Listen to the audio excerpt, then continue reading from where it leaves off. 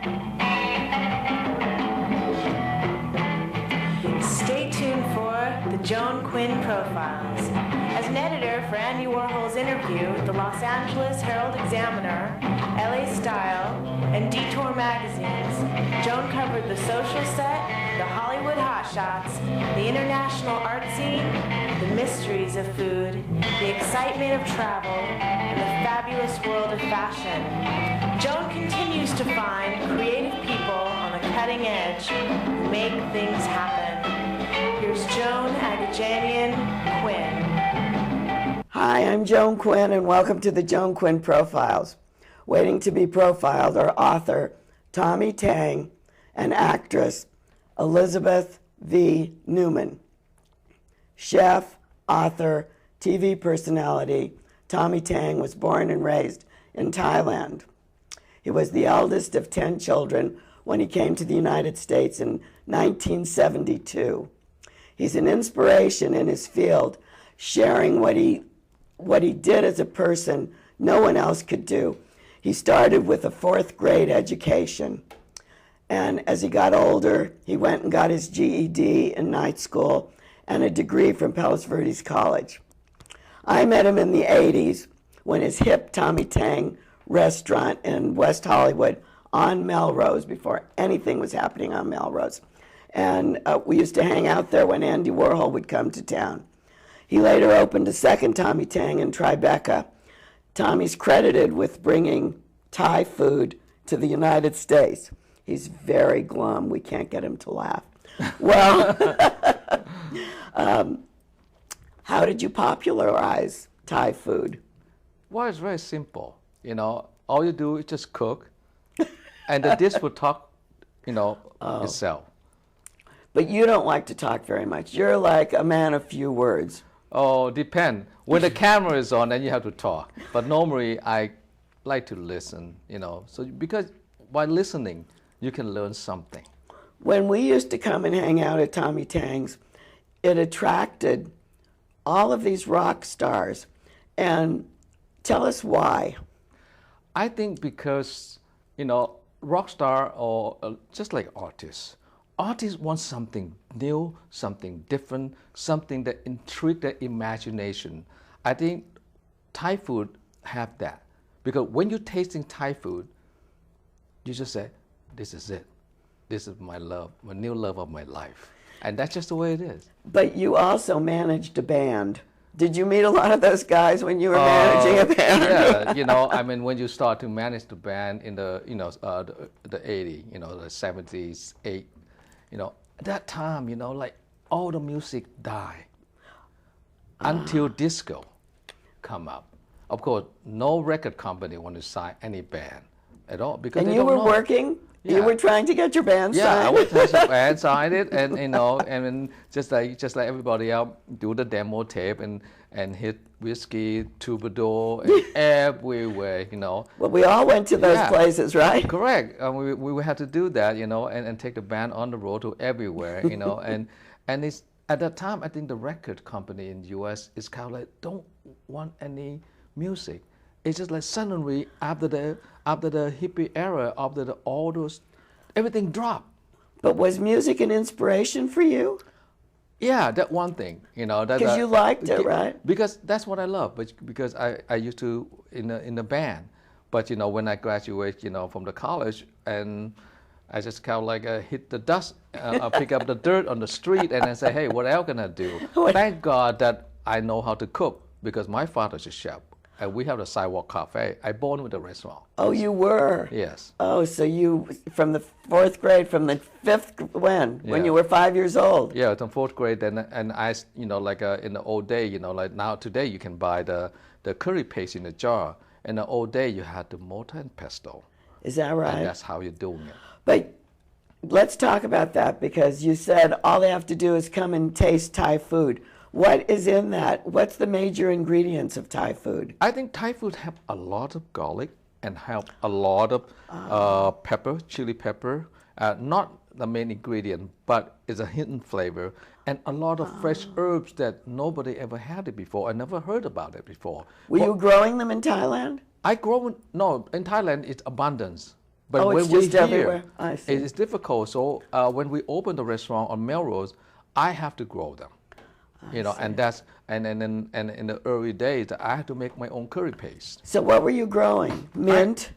I have a fresh mint, basil, lemongrass, kaffir lime leaves, different type of whole. And this is another basil that we're talking about. This is, smell that, holy basil. It has a different kind of Yes, a lot of people say, what is a holy basil? Yeah, it's a little bit minty too. It tastes like mint, and It this looks is like- this is a fresh mint, and all these are organically grown in your home.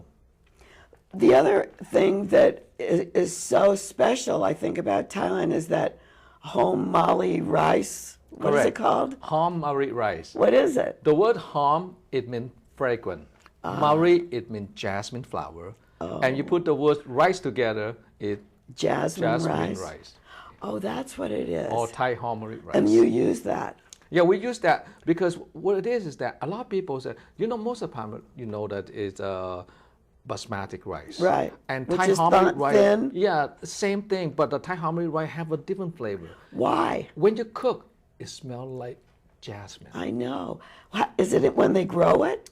No. See, what it is Thai homemade rice is grown mainly in the northeast of Thailand, which basically that area like a desert, basically. But somehow the soil in that area, because the calcium and the nutrient in that, when the rice mature and the water is dry out, then you start to suck out the nutrient from the ground. Oh, I see. And that create that smell, that smell. taste, that Smell like flavor. jasmine. Yeah. Because it's dry, you have to put a lot of water there. Thailand, because the homemade rice only grow once a year. And the only grow in them is the way they do the rice paddy is that they're waiting for the rain to come and then soak the soil, and that's how they plant the rice. Can you buy it here? Definitely. Oh, definitely. Yeah, you can buy here, but look for the logo. Of course, just tiny little logo like that over there. Just a little green yeah, logo like with the- that is called Thai homemade rice. I see. There's a lot of fruits there too. Yes. Different exotic Right fruits. now is a season for Thai. All the So tropical. tell us what kind of fruits you have, My favorite is called rambutan. which we don't know, right? Well, they have it here though. Just that come in. It's like a little fur ball, basically. Like little fur ball, the fuzzy fur ball. But sometimes all the little hair, it dry out. But inside, it still tastes good because it lasts about 2 months. Oh. And the other one they call mangosteen. That's one thing. That's my favorite. Of course, a lot of mango, 100 variety of mango. Do you use it in your cooking? I use all of them, except that, like the rambutan or the mangosteen. Mangosteen you eat fresh, but rambutan, that's what you're cooking. Oh, you use it for cooking? Yeah, Because you I was can going do to a say, when salad. it dries out, does Yeah. it taste like anything? It tastes, rambutan is taste basically between lychee, longan, and I don't know other kind of fruit. There is nothing like it because when you bite on it, it's just like you fall in love again. You have to peel it? Of course, you have Okay. to peel it and Peel have a the hair skin. off. Correct. You can buy in a can. Okay. And sometimes you we buy. can. Oh yeah, in the can they call rambutan. I And what you see. do is, because they put syrup in there, and the way we do is that, this is the way I do it. I rinse it off, and many times, so all the syrup will be gone. Then I put in the freezer for 15 minutes, so the texture become firm again, and it tastes like fresh. Oh, I see. But you don't tell people though. No, let's do tell people that when you have been on PBS, Let's Get Cooking for many series. years, yeah. And you're starting a new series with Easy Cooking, Easy Thai cooking. Easy Thai Cooking. Yes. And tell us the format of those shows. Is this from one of the shows? Yeah, this is on a beautiful Samui Island at the Santiburi Resort. Okay, that's what I make is the coconut shrimp. Oh, the best. Yeah, that's wonderful. That's the first time we ever ate it, was at your place. Yes, it's different the way that I do it, But anyway, so And here's your fruit. Yep, that's a carving fruit. I didn't do that, my kitchen helped me out. But tell us the format. Let's Get Cooking is cooking and travel. We All go to right. all over the world for Let's Get Cooking, and then we searching for the best chef for that particular city Some of them never be on TV before and don't even speak English. You mean all over the world or all over Thailand? All over the world. Let's All get over the cooking all over the world. world. Really? Yeah. And easy Thai cooking will concentrate in Thailand and Thai food. But let's get cooking is all type of food. But I think the quality that you have when you go in and you say you've talked to a chef who's never been on TV or you've never heard about him, you just act very naive and you make him explain everything, don't you? Correct. And a lot of time what we're doing, just like, Joan, you be on TV for many, many years, is that you tell, okay, let's rehearsal, right? But we didn't tell them that the camera is rolling. Oh, that's what you do. No wonder. And you act kind of like, why are you doing that? Yeah. It reminded me of Andy. When we used to do the interviews, he'd go, ooh, pass the salt. Yeah. But that's the way Yeah. you get them to talk. Because what happens is sometimes at a rehearsal, then they try to rehearse. Right. But if you say, okay, this is a take, then they get nervous. I see. And that's the trick. So before you started as a chef, you had this long list of all these funny jobs you had. Oh, Well- many of them. Yeah, many of them. Like like a welder, and I used to be a waiter in a small coffee shop in a restaurant, and it's just like, and I love school, but I have no choice to quit fourth grade because 'cause my you had house to- was burned down, and of course, in the old days, you don't trust the bank. That's you right. So keep the money cash, went with it. everything, and holding it went it in one night. We got nothing. We're just lucky with whatever we have on, and that's why from middle class to homeless. So then basically. you have to really know how to make a living, and Correct. And along with that, you worry about other people because you have a children's charity fund, Tsunami Children's Fund. That's in 2004 when tsunami came, and I know that because we make decent living, and if we have a capacity to give in, why not?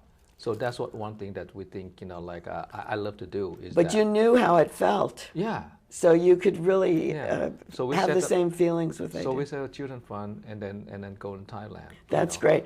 Before we leave, tell us what we have on this set. This is chicken with holy basil and served with Thai homemade rice. This and is the Thai homemade yeah, rice. This and Thai homemade rice is come in brown and red also. It does? Yes. Do you use red? I use red because red it doesn't have that much commercially. They have just enough that you can use in Thailand. And then how'd you make the chicken? The chicken is basically chicken breast, and then finely chop them, saute with garlic, fish sauce, and chili. This and green? That's a green bell pepper. And this red? And that's red. Yeah, the yellow bell pepper. Yellow bell pepper. Okay, and of course, like a holy basil is a flavor that infused in there. The thing is, there's a spiciness to it, but you don't see any of that You here. don't see that because you don't want to try to kill people with chili pepper.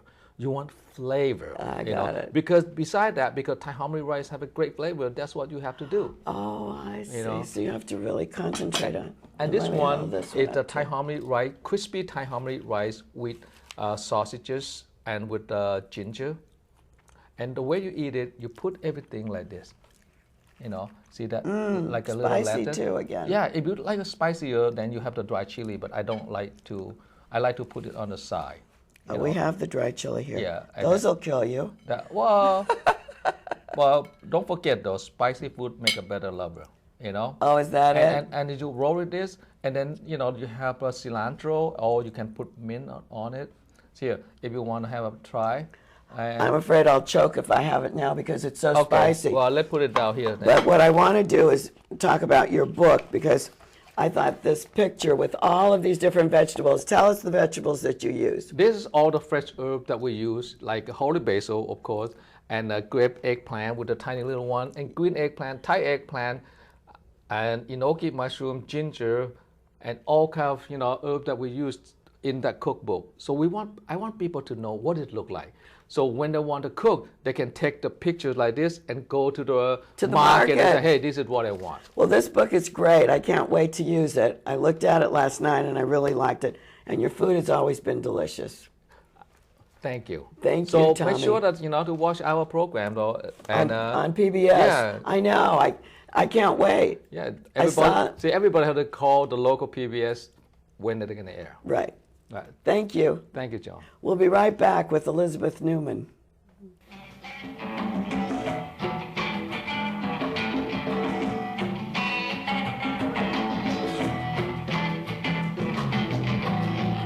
Hi, I'm Joan Quinn, and welcome back to the Joan Quinn Profiles.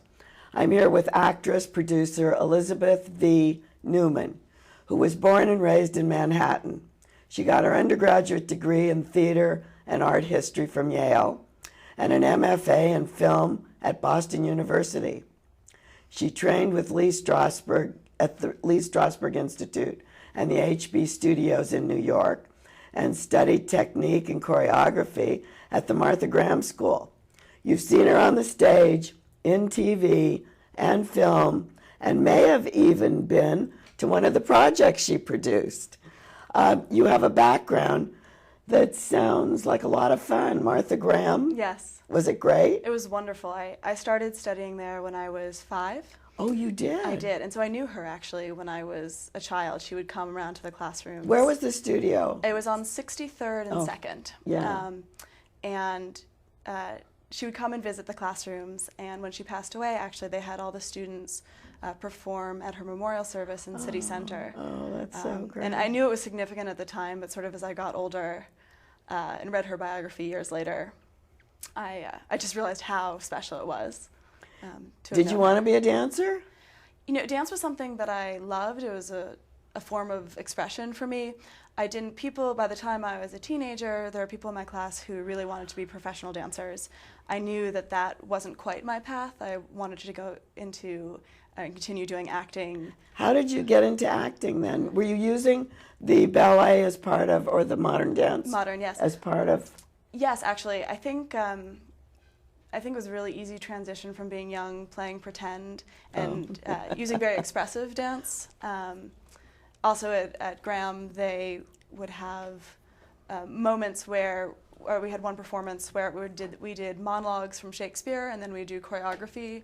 So you make your own choreography? Yes, based on the Graham technique. And it was an easy transition from dance into, I still do dance actually in the show I'm doing now called Nights of Noir. I'm going to show this while you're talking about it. Oh, sure. You actually do dance? Well, it's 2 film noir parody plays. And in the first one, and they're very fun and silly, we say that it's like The Big Sleep meets Airplane. And so there's this, I play the femme fatale, Vivian. So there's this one sort of about to be steamy scene, and I say, wait, just listen. And all of a sudden, I don't want to give away any secrets, but there's a you burst into big dance. there's a big fabulous, sparkly number. But that sounds very funny because Casey Wilson she's the writer and the she director. wrote it, but she introduces it as about burlesque. Right, well, there's a in between. So, Marked for Love is the first one act, and Dixon Dames is a second. So it's based on 2 cases of the detective named Bolt, and there's an intermission between. And just before Of Dixon Dames begins, there's a very fun, silly burlesque that Casey's persona, her personality, Honey, I'm a Home, does a fun burlesque But burlesque show. and pole dancing and yes. are very of the moment, I think. It's true actually. Both in New York and Los Angeles. I have friends in New York who are I think it's reappropriating sort of, the fun of it. And, they're taking the sexiness out and putting the dance in. Right. Well, I think there's still parts of it sexy, but it's taking like any sort of raunchiness out. It's maybe that's keeping the fun of the tease or the seduction. Yeah, you said it, taking the raunchiness out. Right. Right. Well, here's your femme fatale. What other kind of roles do you play? Let's see. I tend to play lawyers often. On TV and in film and yes, I got my SAG card by playing a lawyer, and in college I played Miss Julie, which was wonderful. It was a great role. I played in my thesis project as an adaptation of a short story called The Yellow Wallpaper, which was based on a short story written in the 1880s. I updated it to the 1950s. Oh, you did? And so she plays this sort of repressed woman who thinks who's on the verge of a nervous breakdown. So there's sort of all this stuff building up Did you do inside of this? her, and she sees women in the wallpaper, and then finally she's able to free herself by tearing down the wallpaper. I love that. Yeah. Women in the wallpaper are Yes, fabulous. Yes, and actually I brought friends of mine from Martha Graham to come play the women who actually burst out of the wallpaper. Oh, There's a dance sequence in that as well. So I guess I've incorporated dance back into different on stage and on screen. And Which leads me to ask you, do you direct? I do. I've directed. I don't direct theater. I've directed short films, and hopefully to come future films to come. Well, because I was wondering if, as a director, you can incorporate that kind of choreography then. I think. I mean, I think when I first started doing film as well as theater in college, I realized that it to me it really felt like a fusion of theater and sort of the characters, and a sense of movement, and literally they call it moving pictures. Moving picture, Yeah. right. And it's fun actually to now going back to the Nights of Noir is really very much because it's parodying what is essentially a film genre. We worked with our lighting director Bosco Flanagan, who is wonderful, to reincorporate some of the hard lighting and the Which you the need, shadows, that right? sharp. And then all of a sudden it brings it. Right, we know where we are. We know that we live in the world of like film noir. And so is your right. makeup like that too? So it is. It's interesting, unlike in film where you could actually wear the woman has the hat like this. A little bit because it's the stage, you can't, and the lights are vertical, you can't cover up half your face. But he does do wonderful things with like the hard spotlights, or when it's Bolt, the detective's office. A big thing in the film noir genre is, you see the Venetian blinds, so like the slatted light. So Bosco's created lights behind him to replicate. Yeah, well, that's really great when you can look for those things and see how they can work on stage. Yes, yes. And going back to film, you did all those student films at Yale. Mm-hmm. And you're very active on the board, Yale and Hollywood. Yes, I am. What is that? So Yale and Hollywood is I won't say it's a subdivision of the Yale Club of Southern California, but it's a special interest group. I see. So Are you associated with them? The Yale and Hollywood Club? Yes, yes. And Yale and Hollywood is also the Association of Yale Alumni is sort of the big umbrella alumni group. They actually had a meeting yesterday about having groups that weren't just based on your classes or that you went to school at the same time, but groups based on shared interests. But can you move from group to group then and participate? Absolutely. There was an event lawyer. last night. Right. There was a lawyer at my arts group. Right, yeah, no, absolutely.